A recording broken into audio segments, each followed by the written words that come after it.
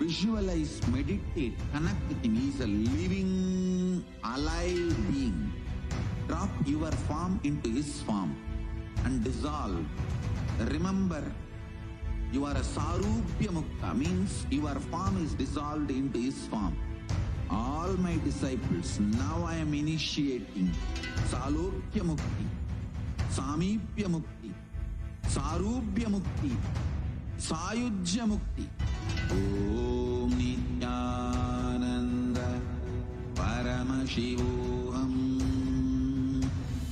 Om Nithyananda Paramashivoham. Om Nithyananda Paramashivoham. Om Nithyananda Paramashivoham. Om Nithyananda Paramashivoham. Om Nithyananda Paramashivoham. Nithyanandam. Now, how many of us have already manifested this power?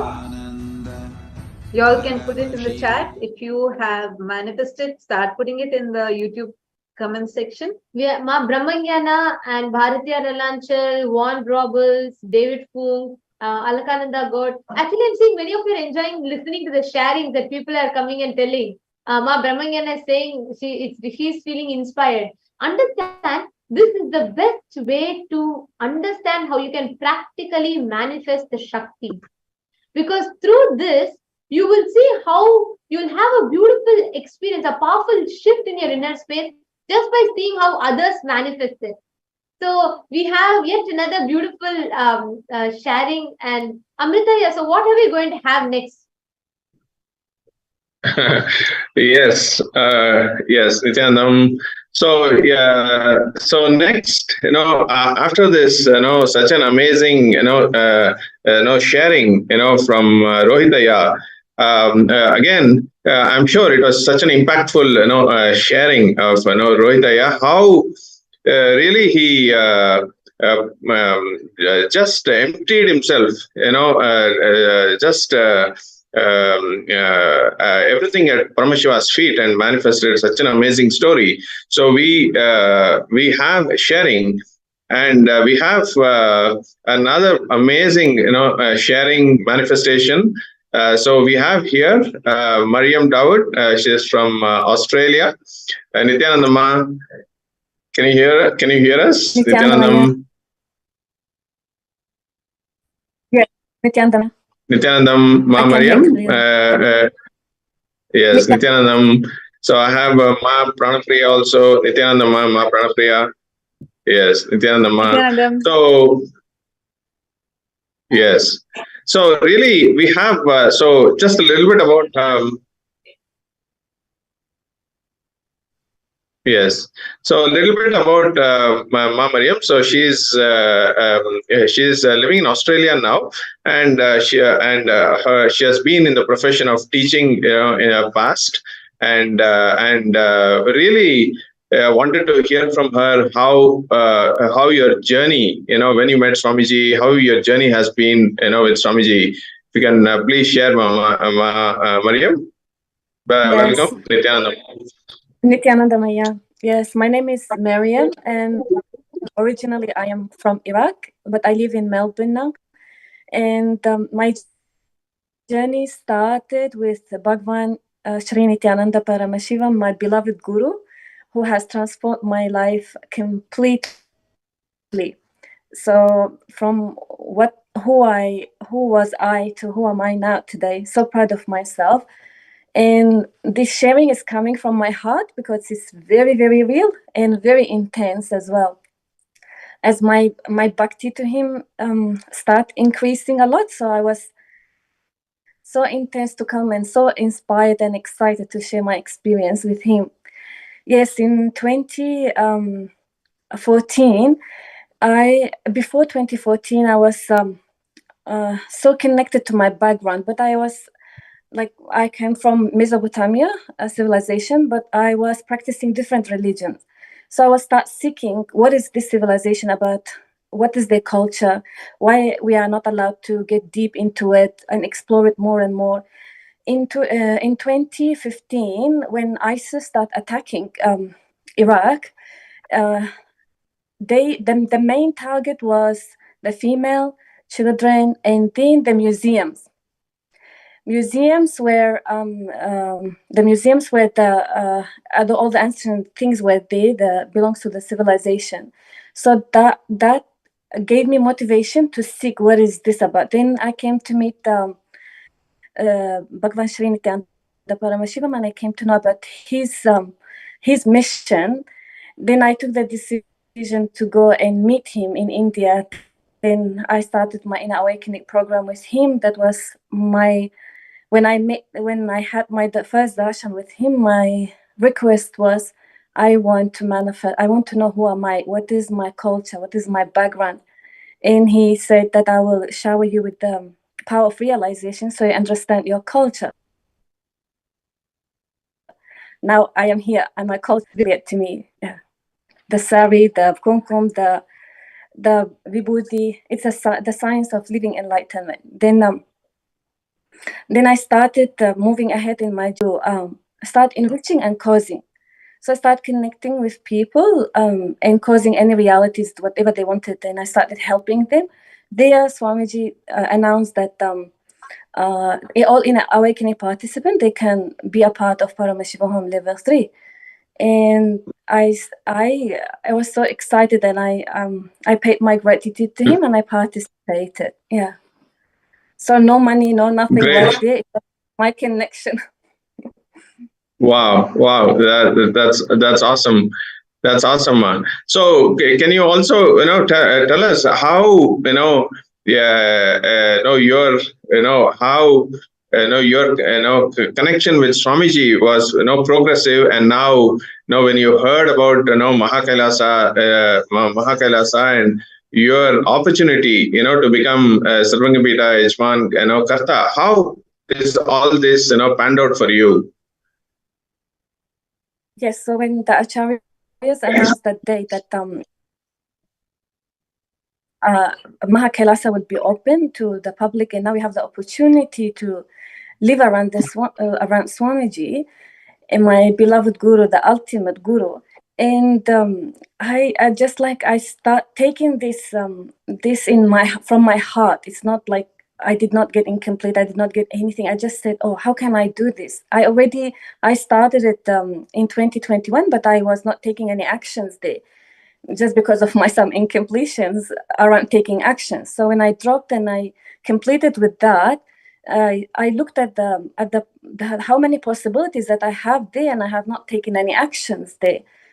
So one of the possibilities that opened up for me, it was from my employment when I was in Iraq. I was working as a teacher, so I left that work without paying any attention to it.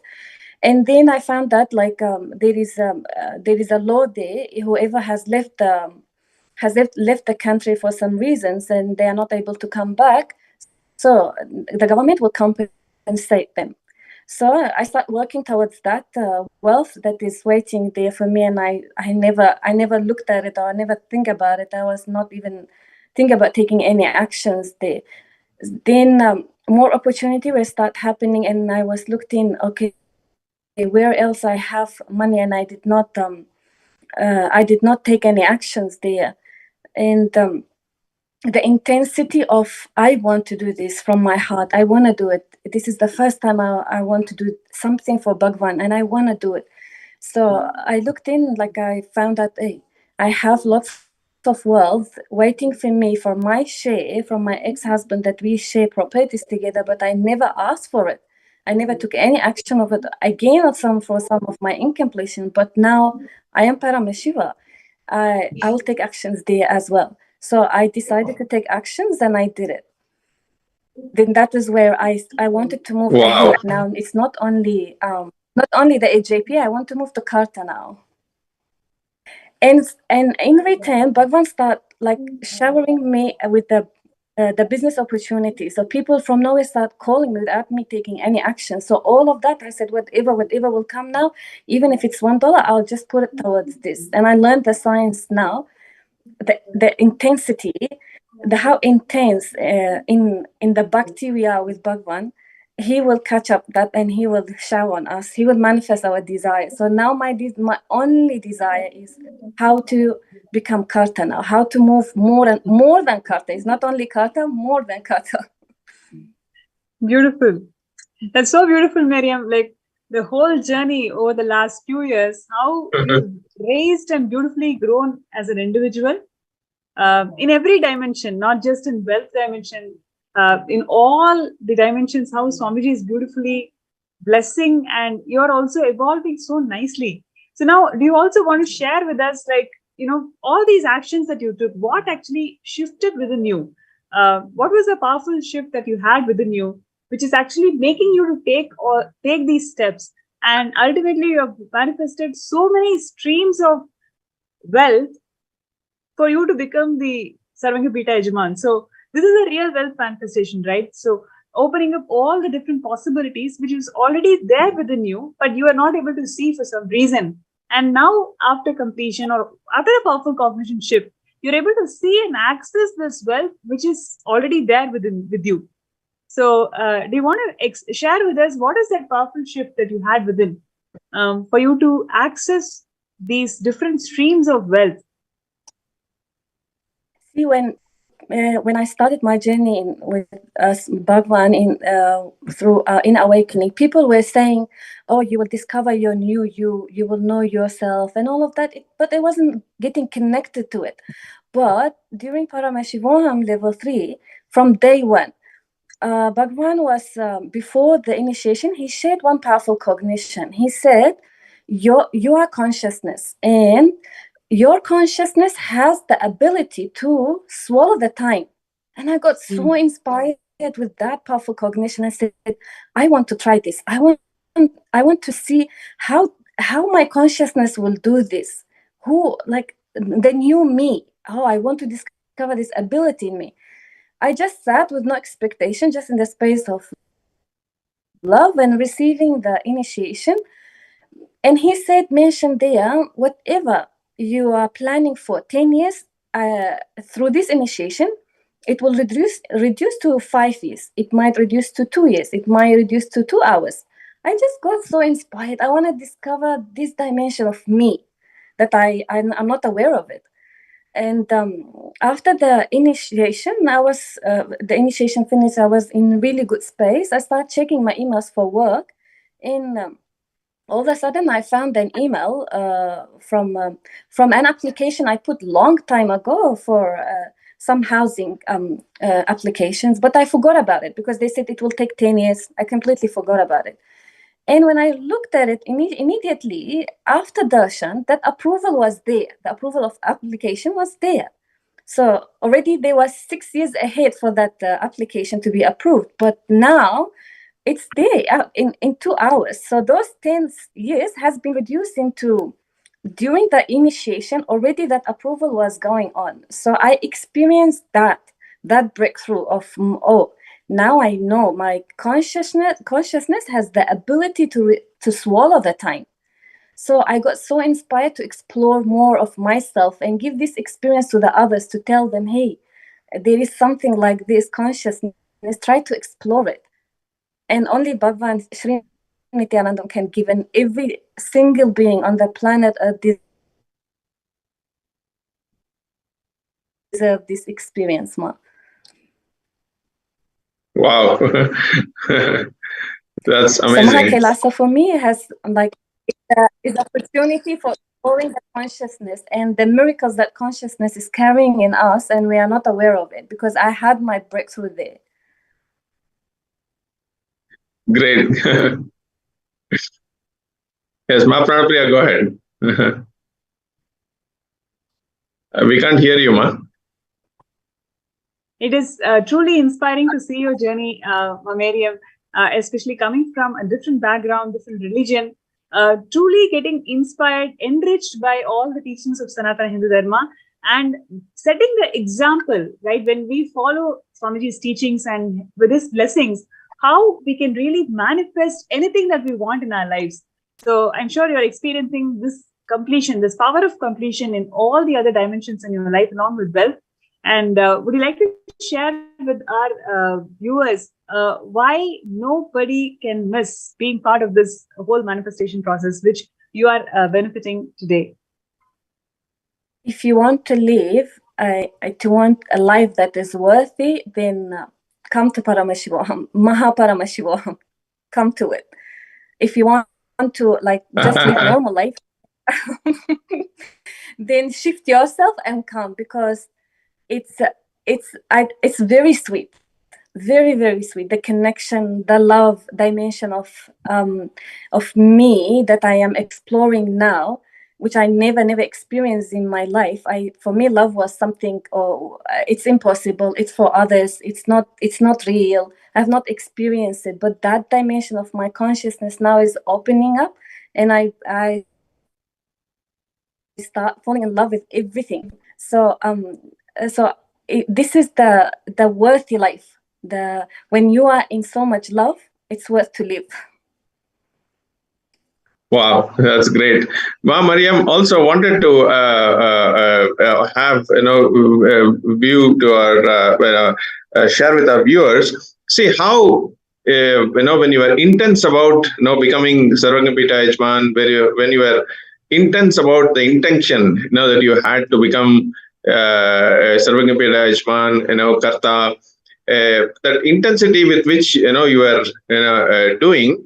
No opportunities up for you. So can you explain a little bit, can you share this to our viewers, how intense you were and what shifted you to manifest all these different avenues here for you to be able to become Sarvagapita Yajman and Karta?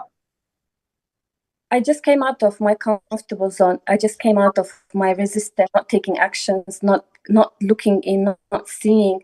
And I set up the time for myself. I said, I want to do this in 2 hours. Then I was getting help from everywhere. I was making phone calls with the business partner that I have, and I was and I applied for a loan as well. Every opportunity that I could take, I started doing it in 2 hours. Those 2 hours were very intense to me. That next day, things start moving ahead with the things that I never expected, the other possibilities. But when I set up the time for myself in those 2 hours, either I die or I make it, like that. Wow. So I think to all our viewers, how Mariam manifested these different avenues for becoming Sarvagapita Yajman Karta was through her intensity and letting go of her of her daily ups and downs, whatever she was going through, and just deciding for herself that I'm going to do this, say yes to life, and surrender all the self-doubt, incompletions, impossibilities, everything at Paramashiva's feet. So, yes, and I started looking for those places that I do know where my money is there, but I'm not taking the responsibility of that money and bring it back to me. I was just taking it so casually, so I started saying no to that. Wherever I have money that I did not claim, I did not ask for, I have to start contacting these people. So I took every action to get that money back and started contributing towards Bhagavan missions, because Kailasa is the opportunity for me and for many others that they don't have that right to practice all of this, like sacred sciences, the right way of living, the conscious way of living. So that inspired me to not sit there and just listen. No, it's time to take actions. No matter what day I have to take. So I did not sleep that night. I did not go to bed. I just started making the phone calls. I did not even think about, it's too late now. Maybe I'm gonna, maybe they won't respond to me. No, I was calling and people were responding to me. Like even after 8 years in Melbourne, allowed to contact, but I did have that courage to contact people even after 10 p.m. I did not hesitate on contacting them. So I broke lots of these boundaries were breaking in me, and I was feeling, oh my God, look what is happening. I was feeling so light about it because I put those obstacles in me. Now I don't want them to be there. It's time to stand for Bhagavan now. He contributed a lot. Now it's time. Yeah, I can't sleep. I have to do this. And I did not even think about it. Oh, it's not right to contact people at 8 p.m. I said, no, I'm gonna call even if it's 10. I will do it. And that it's time. Intensity started even for next day. I did not lose it. And till now I am not losing it. That's great. So you so beautifully shared. It's time for all of us to stand up for Bhagavan and really be a part of this historic mission and vision of Mahakailasa. So really to all the viewers, one thing I can resonate to what Mariam shared is, see, in her life also opportunities were there. But our self-doubt, impossibilities, our karma patterns, whatever you call it, is stopping you from looking at those possibilities in your life and just put it on the back burner. Like how with Mariam, these opportunities existed, in our life, but just because of some lower identities and some impossibilities, difficulties that she was facing, she just said it's not going to happen. But now ferociously, when she decided to stand up, let me knock doors and let me manifest this for Mahakailasa, all the doors, different possibilities started opening. So likewise, all the viewers in each of your lives, possibility, when you are listening to this, when you are when you are already given the blessings for for all of you to become a part of Mahakailasa, that hidden possibility is already there. If you just make the decision now, all of you will see those possibilities that you have not seen in your past, that you have dropped, you have neglected, you have just put it on the back burner. Now, when you go back and see all these impossibilities can become possibilities for you, and you are on your way to becoming founding fathers of Kailasa, and you can fill in your intention now for Paramashivoham and be there for the program starting next week. So thank you, Ma'am Mariam, for sharing this amazing journey and the amazing sharing. So very powerful sharing to all our viewers. Nithyananda Ma, thank you so much. Nithyanandam.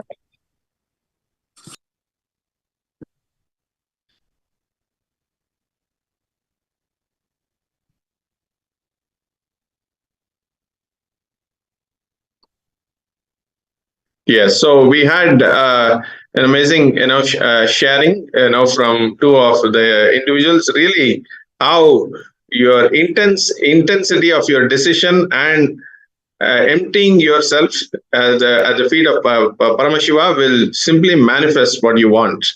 So you have just seen it, from two of the Sakshi Pramanas, people coming and sharing. So all the viewers there. Now it is your decision with intensity to sit in Paramashivoham. Fill in the intention if you are not filled in, or you can fill in the intention now with this with intensity to make it happen. And no matter what, the opportunities, you will see the possibilities, opportunities, and and you will be sitting in the program next week on December 9th.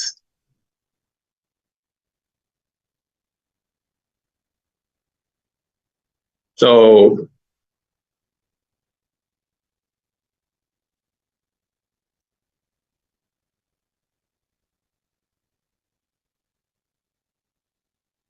yes.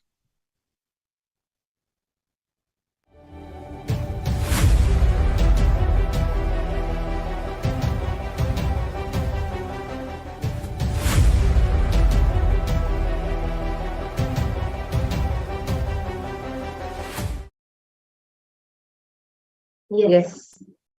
Now we heard a very beautiful, powerful experience from our Mariam, how she intensely sat and she decided to manifest, and how Cosmos did shower her intensely after that. Just the moment she prayed to Swamiji, how Swamiji showered her with completion, showered her with manifestation.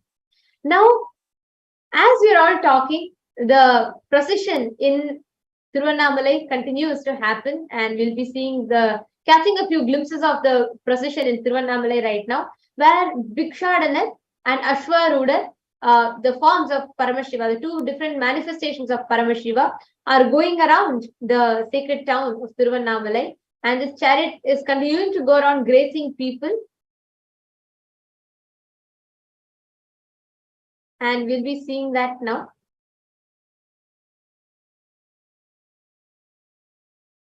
Here we all can see in the streets of Tiruvannamalai, the prakarams where Paramashiva in the chariot is going around and gracing people.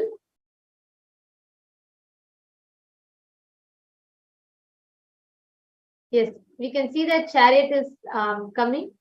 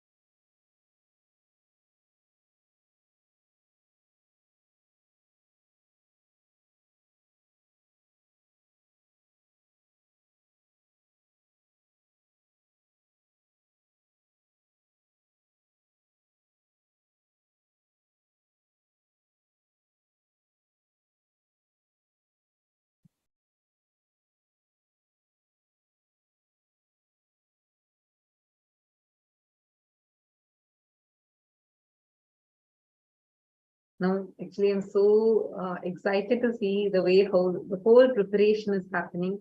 Understand, we are going to be receiving the darshan of both Bhikshadanar as well as Bhagavan Ashwarudha.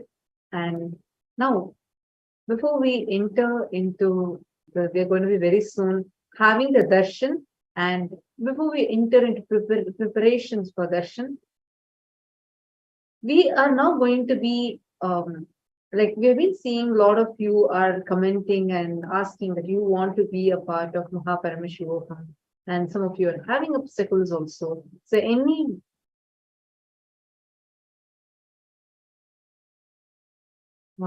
now any of you that wants to manifest and you have some obstacle, if you want us to scan you, you can put it in the chat here.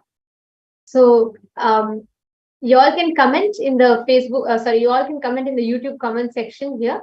Anybody who would like to get a scanning and you would like to have a breakthrough in your journey to manifest Paramashivoham, Paramashivoham or Sarvagnya Pita, and you want to see exactly, like especially listening to what Swamiji revealed today about the karmas, the thought currents in us, and listening to so many people share beautifully with us.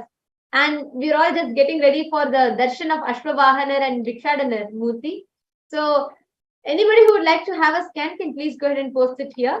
And also in the meanwhile, as we are having the scan, as we're going to be having the scan, all the participants that are watching us live right now, today's darshan is going to be very, very powerful, because Paramashiva, in the form of Bhikshadanar, he comes to accept anything that you give, whether you want to say, Paramashiva, all I have as mine is just my ego, I'll just give that also to you. He will take all your karmas, everything, just offer it at his feet. That is why it's very significant. In Hinduism, everybody, when you go to temple, if you remember any Hindu kids, if you go to temple, always your parents will give you at least 1 rupee coin in your hand. They'll say, go offer it. Like some coin, there'll be 10 rupee note, 1 rupee coin, or sometimes 100 rupees, whatever. They'll give you some money in your hand and they'll say, go offer it. How many of you are able to relate it? How many of you have had your parents sell this, or you yourself are accustomed to doing it? See, please understand, it is extremely significant because that symbolically represents that you are offering your prayers and your karmas to the deity. Bhikshadanar, especially this form of Bhikshadanar, where Paramashiva comes in a youthful, charming form as a beggar, as a bhikshu, where he holds a begging bowl and he takes anything that people give to him. You can offer whatever you want. Just offer to him, he'll accept it and he will shower you back. That is the beautiful, that's a very powerful significance of Bhagavan Bhikshadanar himself. So today, Swamiji, as the very avatar of Paramashiva, for all of us that are here, Swamiji is opening that door to us where we can offer our karmas. We can offer our prayers, our karmas, everything at Swamiji's feet in the form of e-hundi, where anything you want, don't worry about, I only have this much, I want to do this much, nothing. There is no restriction like that at all. The whole purpose of this is where you can offer your karmas, you can offer your thought currents, you can offer your incompletions, everything at Swamiji's feet for him to liberate.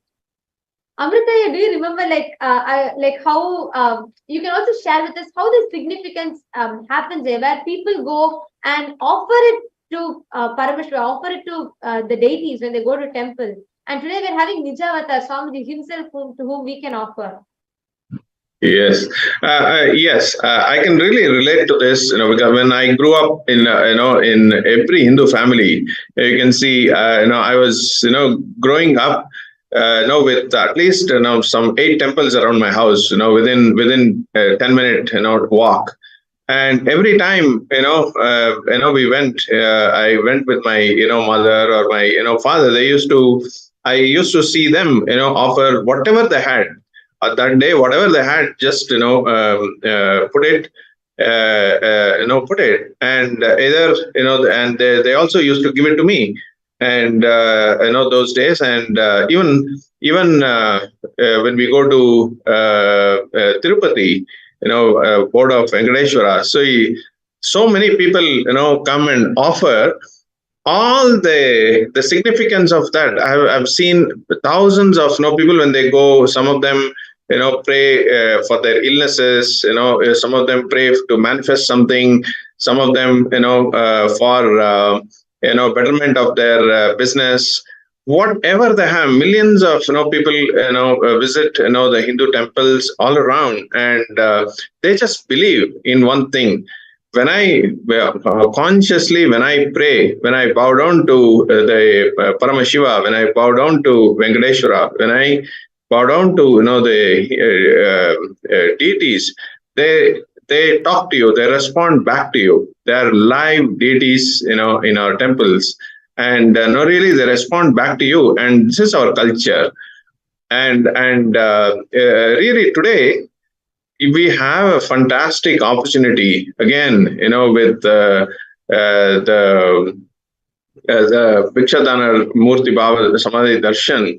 It is such an amazing opportunity where all of you, it is you sitting in front of the deity, Swamiji, and really experiencing what you experience, sitting, being in an auspicious place, temple, wherever. Today you can offer this all your whatever you want to offer, as a today, what you want to offer, just do it. It is such a significance of that, as I said, is that today let me surrender whatever I have to Paramashiva, whatever I can do, whatever I have, let me surrender to Paramashiva. It gives you a new thought current. It gives you are blessed with something new tomorrow. And that new thought current, will come to you, and you are a possibility. We are all, possibility. So you'll really experience this today. So I encourage all of you out there, all the 1,000 people, how many ever, thousands are there watching on YouTube. Make your offering, today during this darshan, and you will just see, the blessings and the auspiciousness and whatever you want.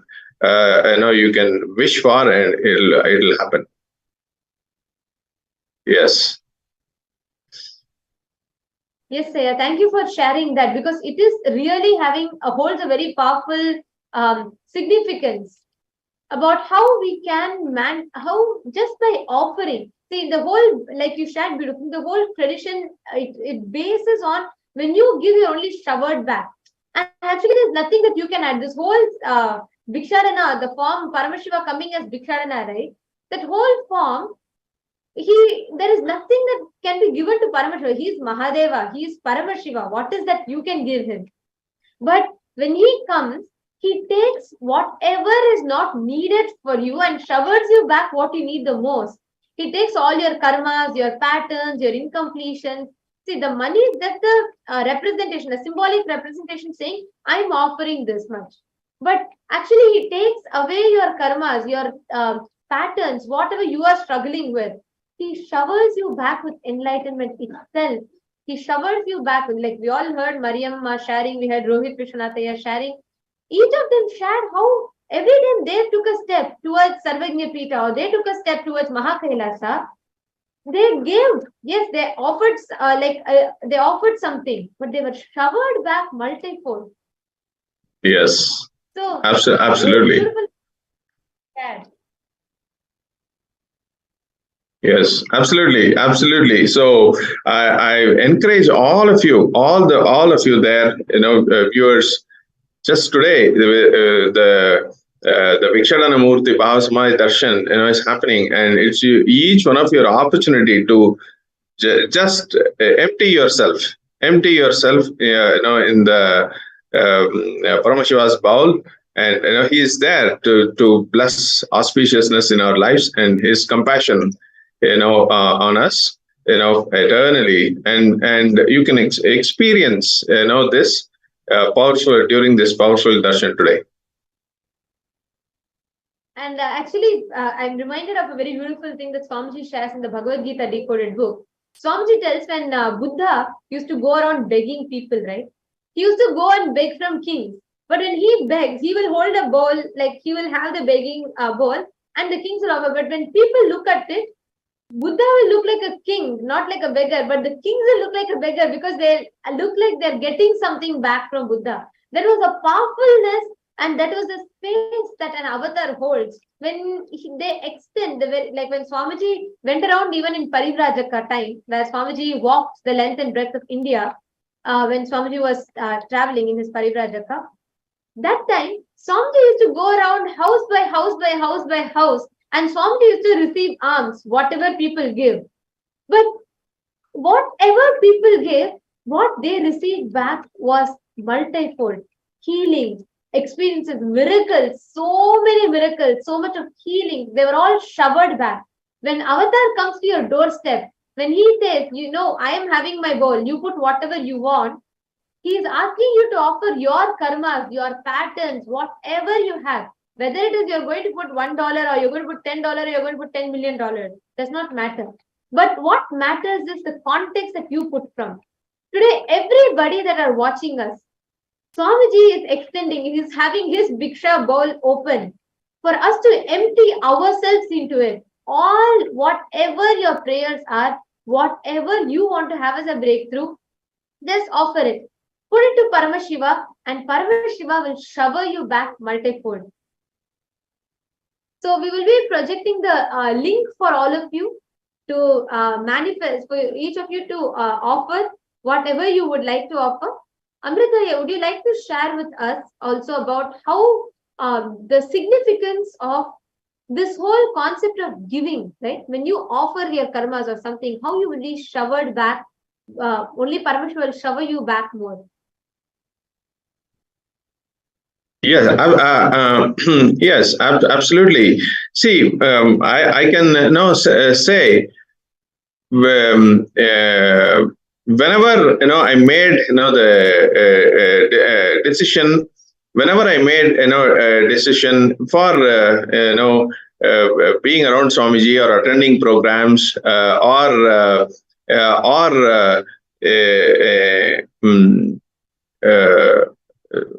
being around him, any of this decision, when I made that very specific intent, the strong intention, and I just said, whatever I have, let me do it. This is what I know at this point in time. I can only control a few things. My time, my resources, that I have with me. These are the two things, that always comes, to my mind. And if I let go of these two, and let me just drop it at Paramashiva's bowl. I only got more things, more things. Not only I got more things, but I was able to do things that I wanted, which was which I intended to, and had manifested more. So even I can say my when I made I can say my yearning to live around Swamiji at that time, around 2015 16 time frame, when I just made that decision, I had that yearning, and the call happened, and everything just fell in place. But at that time when I got a call, blessings, to live around him. All these other things about my business, my house, in US, my other investments in US, my business, and so many other things just was flooding in my mind. Okay, now such an auspicious thing happened, and now I need to make this thing happen. But all these other things are going on in my mind, and I can say at the time I just dropped all my confusion, all my everything, confusion, powerlessness, everything. I just dropped it at Paramashiva's bowl. I said, okay, I'm going, I'm doing, and only after that understand that everything just fell in place. I was able to the business, just fell in place. My partners were, looking after that, and they were working, and my house got sold. Everything else, just fell in place. So really, I can, relate. This is one experience, but even my, first. Program, I can say, I had just, those days, I just had, limited funds, to be able to attend, my inner awakening, program. And I just, the moment I had seen, Swamiji, I just said, I have to go. And both my wife and I were, trying to, say, who is going to go first? And so at that time, when I made the decision to say, no matter what, I have to sit in front of Swamiji, I was only showered. And the things came back multifold, and it's that's the beautiful experience. You just go on experiencing this over and over and again, and it's just the nectar. When you taste this, he showers and showers back to you. Always when you drop whatever you have, in Paramashiva's bowl.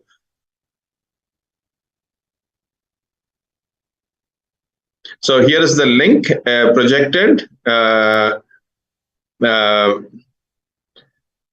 For the e-hundi link for Bhiksha. We're just projecting this link. So I request all of you, to empty yourself, whatever you can do now.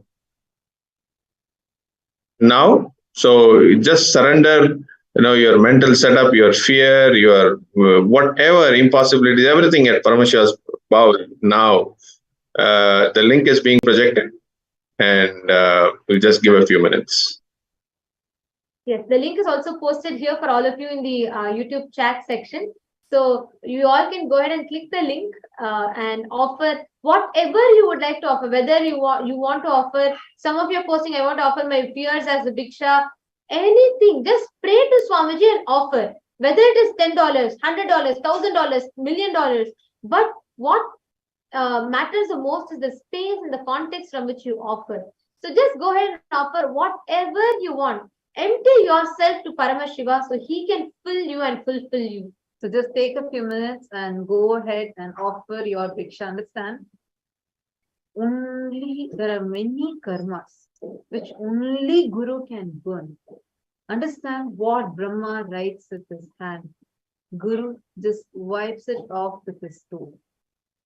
It is only Guru who has the power to change your future, burn your karmas. And this rare blessing comes to all of us during the Guru Purnima.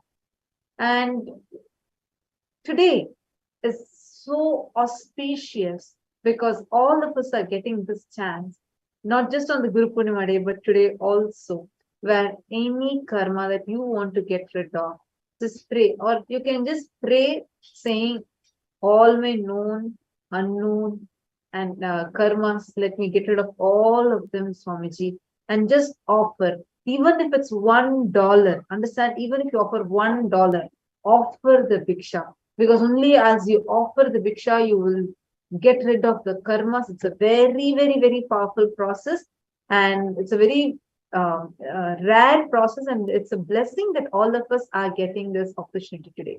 And I'm also seeing that many of you have requested for a scan. Definitely, we will be scanning you.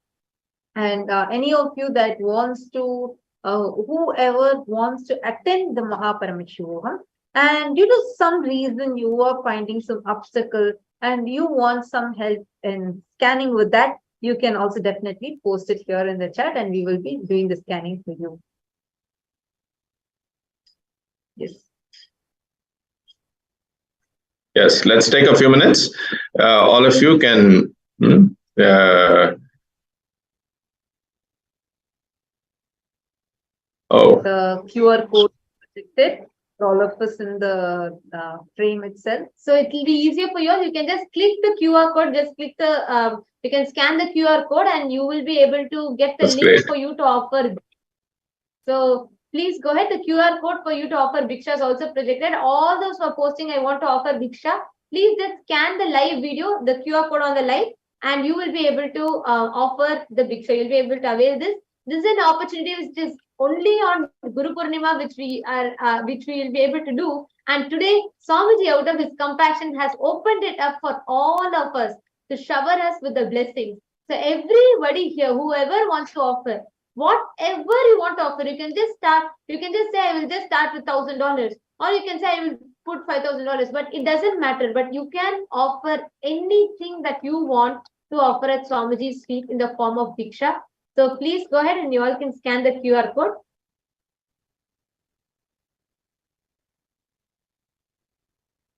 Yes.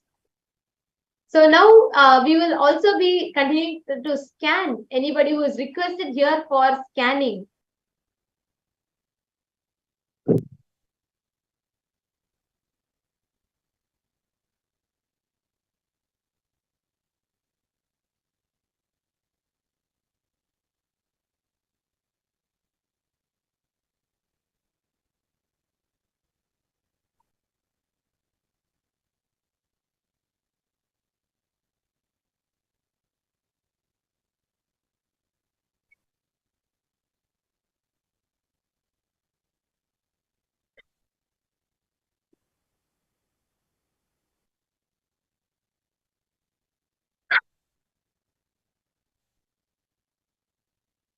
Yes.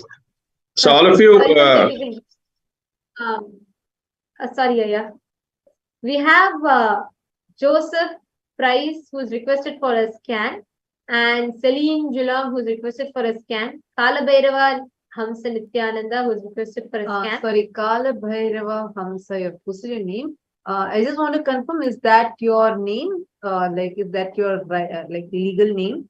If not, I request you to make sure that you change to your name properly. And Joseph Price, I'm seeing a different picture posted. Please make sure you are putting your photograph, your original photograph. This is as per Kailasa's digital security policy. So we request everybody to adhere to the digital security policy. Yes. Now, Amma Salim, I'll be scanning you, Ma. And I understand that what I understand is that you're requesting for a scan for you to manifest Paramashivoham and for us to scan and help you with that. So I'll now be scanning you and I'll share with you whatever Swami is revealing to me in my third eye.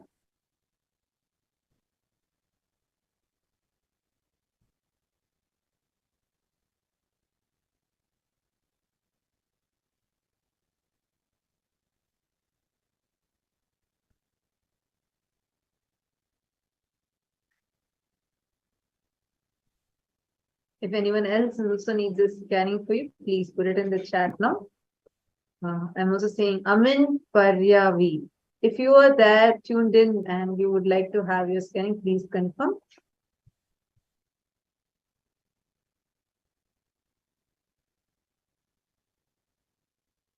Okay, Ma Paramashivoham is requesting scan pertaining Paramashivoham.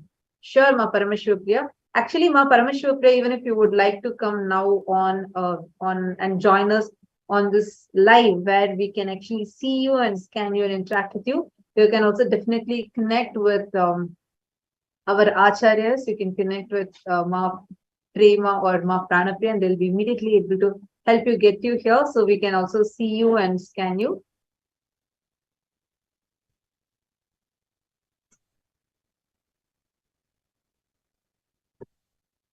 Marcelin Serene. I just request if you could change your name in your YouTube also, Ma. So along with your profile picture. Okay. So I'm going to be now scanning Paramashivoham. Yes, Amin Paryavi.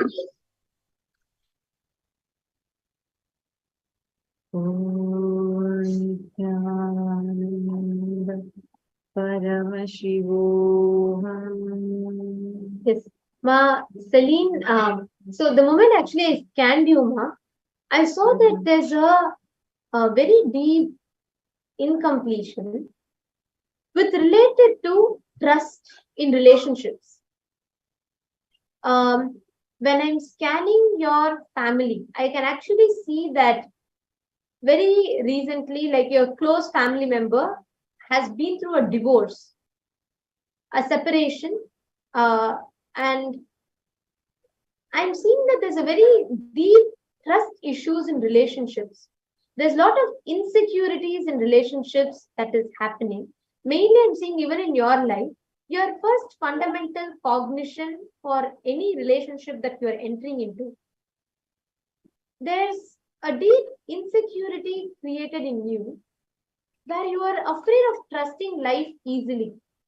Whether it is to invest yourself into any business, whether it is to invest yourself into any relationship, you always have a certain fear. Are you understanding? Am I making sense to you? So that fear that happens in your inner space many times pushes you and makes you resist to enter into anything, venture into anything in life, any expansion, any bigness, any creativity, any expansion, any new projects.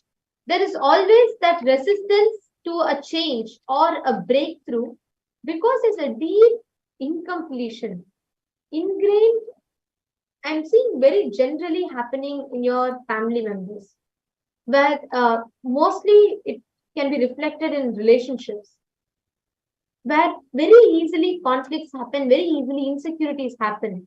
And because of insecurities, there's a lot of suffering that happens in the relationship. There's a lot of disturbance. There's no peace in relationships.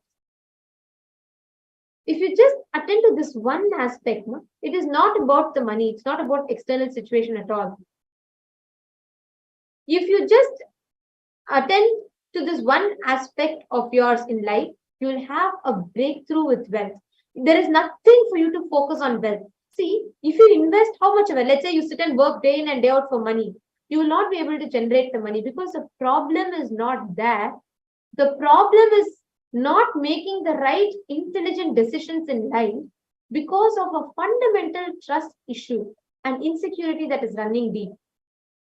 If you could please confirm to me, you're able to relate to this, if you're able to understand and relate with this point where even your close family members, there's recently a divorce that happened. This is a fundamental thought current being carried over. And I'm seeing that if you just complete with this one pattern, you will have a shift. You will have a very big shift in generating wealth. This is what I saw. You could please share that. And Ma Paramashivoham, I just also just a scan and I wanted to share with you now. So one thing that I was able to see is that last 1 year, like 1.5 years, there has been a lot of struggles you have been facing in terms of your economic stability in your life. And same thing even with your relationships. And this has deeply impacted you. And there is a deep pain related to a failure that you are carrying inside you. And you would also, if you're also able to notice, and if you're able to relate with what I'm saying, you can share here in the YouTube comment section. That pain is stopping you from seeing the possibility that you have in your life. Some delusion-based decisions that you have taken, and instead of just surrendering that to Swamiji, saying that, like, see, Swamiji is there for me, from this I'm going to be able to do it. Instead of praying to Swamiji and going and erring on this side, you started doubting on yourself and started having doubts even on the prayers that you have.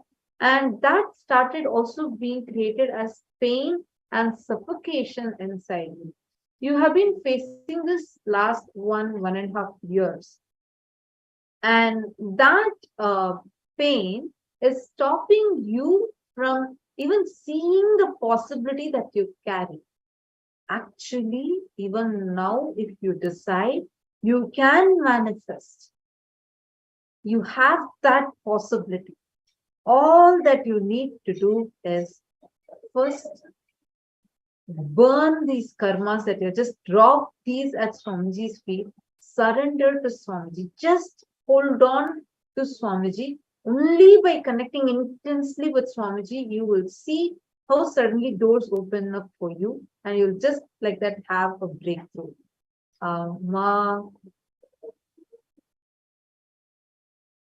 Paramashivoham, if you're able to relate with what I shared, no, you can share here. And Celine, she has shared about what you had just scanned. She's saying, yes, I understand and relate with it. There was no divorce in my life, but I feel that it's from my childhood. Yes, the divorce is not yours. Like, I'm not saying you went through, but your immediate family member, your near and dear one, someone in your immediate family members. It is not necessarily like your blood relative, but someone that is close to you.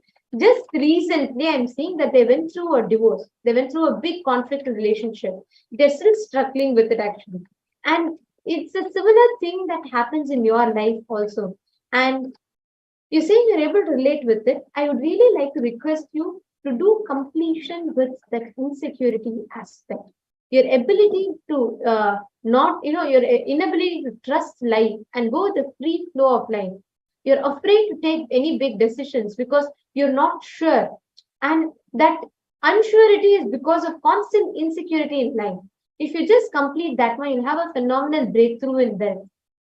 So that's what Swamiji revealed to me in the third eye, and that's what I'd like to share with you. And now we are also going to be entering very soon into preparing ourselves for receiving the darshan.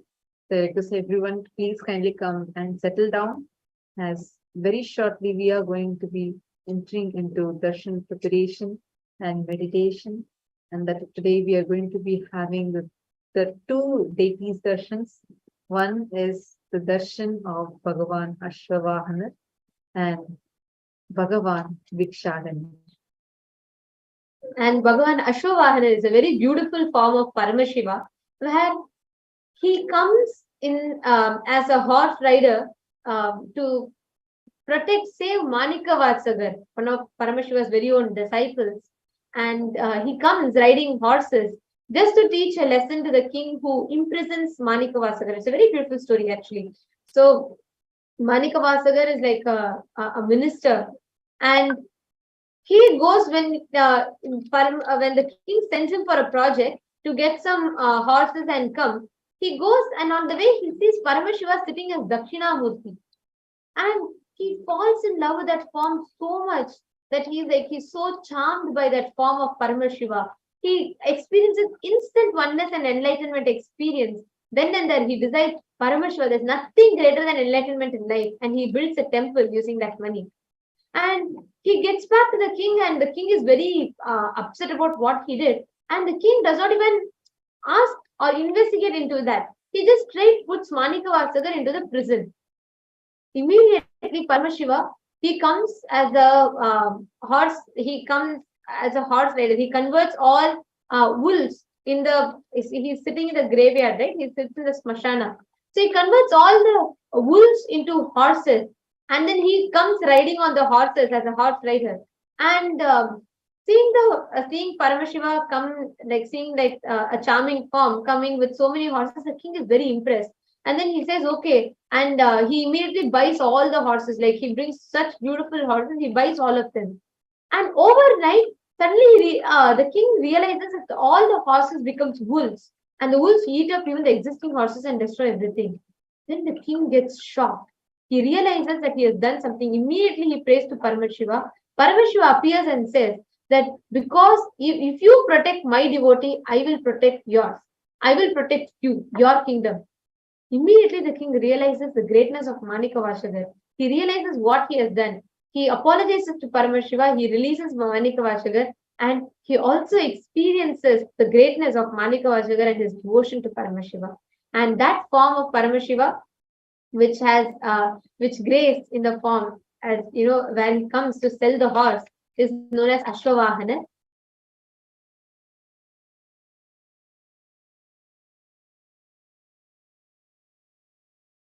So Ma Paramashiva Priya has commented saying, yes, Ma, exactly. I have gone through big changes in finance and divorce, trust on self, in manifesting. Thank you, Ma Tattvapriya, and Swamiji will drop at his feed this month. Thanks for the scan. Thank you, Ma Paramashiva Priya. See, understand, the best thing is holding on to Swamiji. That's the best thing even now that you are doing by being here. Today, it's a very, very powerful darshan. Bhikshadanar will shower you. He will take all your karmas away from you and he will shower you. So now, just sit in this darshan. Now all of us are going to be entering into darshan preparation, and let's all get ready now. Please sit straight. You can offer your bhiksha in the link that is provided. And now let's all sit straight, sit with the head, neck and spine in a straight line. Close your eyes. Breathe in and breathe out deeply and slowly. And start chanting Mahavakya. Om Nithyananda Paramashivoham. Om Nithyananda Paramashivoham. Om Nithyananda Paramashivoham.